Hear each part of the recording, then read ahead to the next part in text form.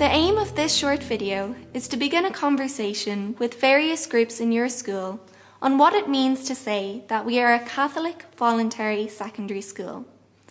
Some of the ideas might be new to you, but they are important in looking to the future. Please ask others to watch the video, as we want all members of the school community to think and talk about the issues that we raise here. So let's begin by thinking about the word voluntary. In the context of Irish life, the word voluntary refers to a specific sector. We have the public sector, the private sector, and the voluntary sector. As Irish citizens, we regularly encounter each of these sectors. We come in contact with the public sector on a daily basis. The civil service, the revenue commissioners, local government, RTE, Bus Éireann and An Post are all part of the public sector. Such public bodies are run by the state and often cover areas of social action where profit-making institutions have never been involved precisely because there is little or no financial profit to be made. Then there is the private sector. Within this sector, people work to earn a living as employers, employees, or are self-employed.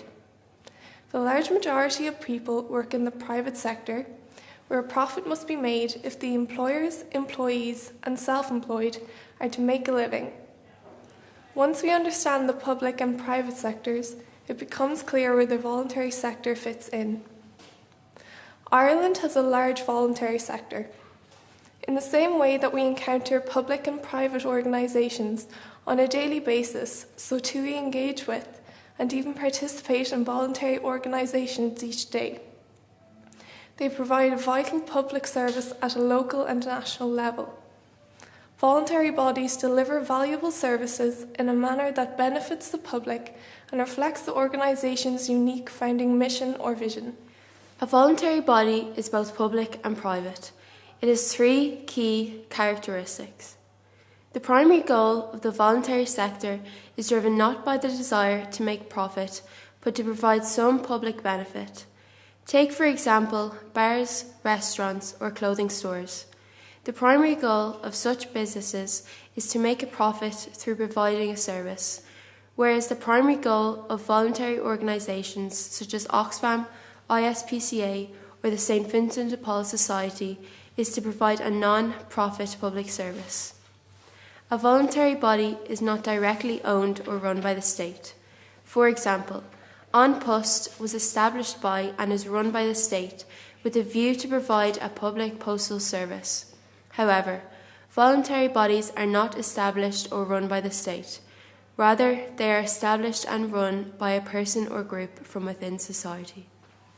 A voluntary organisation's desire to provide a public benefit is based on a mission or vision as articulated by some individual or group. Take, for example, Joan Freeman, who founded Pieta House, or Jonathan Irwin, who established the Jack and Jill Foundation. Both Joan and Jonathan founded such organisations with a specific vision or mission in mind. Such missions and visions are intent on addressing particular needs within society. For instance, the vision or mission of the GAA is to encourage and facilitate young people in playing Gaelic games. Likewise, the Irish Cancer Society strives to support all of those who are suffering from cancer in Ireland. When we look at voluntary organisations in this way, it becomes clear that it is important for such voluntary bodies to maintain their link with their founding vision, as this is what guides their work and it is what makes them what they are. It is their most distinctive attribute. There is then a vibrant voluntary sector in Ireland, but it faces many challenges. Voluntary secondary schools form part of this sector. We will come back to them in our next video. For now, think about voluntary bodies in general, and their strengths and weaknesses. This will help us to understand the issues that voluntary secondary schools are facing.